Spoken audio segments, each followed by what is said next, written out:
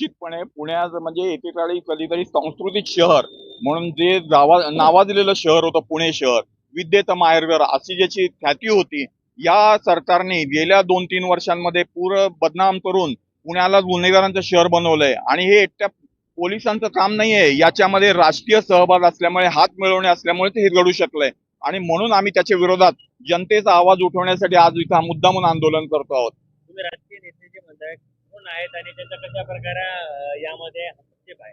प्रस्थापित राजकीय पक्षांनी नेहमीच म्हणजे गुन्हेगार आणि इथल्या ज्या टोळ्या आहेत, म्हणजे या टोळ्यांची नावं मोठी आहेत. म्हणजे आंदेकर टोळी असेल, मोहोळ टोळी असेल, धायवळ टोळी असेल, या सगळ्या टोळ्या ज्या आहेत याच्या ज्या बातम्या येत आहेत पोलिसांना आम्ही माहिती आहे. गेल्या 2 वर्षामध्ये यांना का आवरलं नाही हा प्रश्न आहे. आणि यामुळे एकीकडे कुठेतरी राजकीय हितसंबंध असल्यामुळे, राजकीय आशीर्वाद असल्यामुळेच हे घडतंय. आणि याच्यासाठी महायुती सरकार जबाबदार आहे. गृहमंत्री जर स्वतःला इथे नव्या पुण्याचे शिल्पकार म्हणत असतील तर गृहमंत्री आहेत ते. हे पुण्याचं शिल्प तयार केलंय का त्यांनी? त्यामुळे पुणेकरांचा आवाज दबलेला आहे. पुणेकर एका अर्थाने अतिशय हातबल झालेला आहे.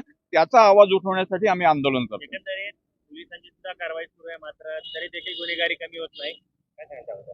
पोलिसांची कारवाई म्हणजे पोलिसांवरती जर मॉडेल आता परवा लॉ कॉलेज रोडला पोलिसांवरती हल्ला झाला, परवा एका कोथरूडला झाला, असे जर पोलिसांवरती जर हल्ले होत असतील तर या पुण्यात होणार काय? म्हणजे लोकांच्या मनामध्ये किंवा गुंडांच्या मनामध्ये या पद्धतीची धास्ती पोलिसांची राहिली नाहीये.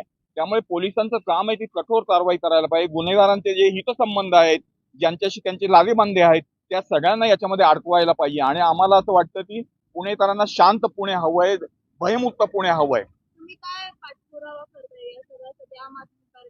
आम्ही या संदर्भात पोलीस कमिशनरची पण भेट मागितलेली आहे. परंतु आम्ही न्याय सुव्यवस्थेसाठी आम्हालाच पोलिसांनी नोटीस दिली की तुम्ही न्याय सुव्यवस्थेला धक्का पोहोचवतात आंदोलन करून. प्रत्यक्षामध्ये जे न्याय आणि सुव्यवस्थेला जे धक्का पोहोचवत आहेत ते मोकळे झालेले आहेत, रस्त्यावरती फिरतायत. आणि आम्ही त्यांच्या विरोधात आंदोलन करतोय. आम्ही कमिशनरांकडे पण ही विनंती आता काय तुमच्या मीडियाद्वारे पण करतो आहोत की या गुन्हेगारीला रोखा, पुण्याची बदनामी थांबवा, पुणेकरांना जगू द्या शांतपणे. दंगेकरांनी सुद्धा यावरती आवाज उठवला होता, परंतु त्यांना जी एक कायदेशीर नोटीस पाठवण्यात आलेली आहे. समीर पाटलांनी 50 कोटींची आबरू नुकसानीची नोटीस त्यांना पाठवलेली आहे. हे जे प्रयोग आहेत हे काही वर्षांपासून आपल्याला दिसत आहेत. हे राजकीय पक्षाचे जे प्रस्तावित पक्षांचे नेते आहेत यांचे एकमेकांशी हितसंबंध आहेत. कुणी राम शिंदेचं नाव, कुणी वेगळ्या रोहित पवारांनी पण वेगळी नावं घेतली, चंद्रकांतदादा पाटील वेगळं बोलतायत, कुठे सिद्धार्थ शिरोळे वेगळं बोलतायत. त्यामुळे हे सगळं जर पाहिलं आपण तर यांना जनतेच्या प्रश्नाशी काही देणं घेणं नाही. यांचे आपापसामधले जे गुंड आहेत यांना कुठेतरी एकमेकांना समर्थन देण्याचं काम अप्रत्यक्षद्वारे हे करतायत राजकीय नेते. त्यामुळे खरा प्रश्न असा आहे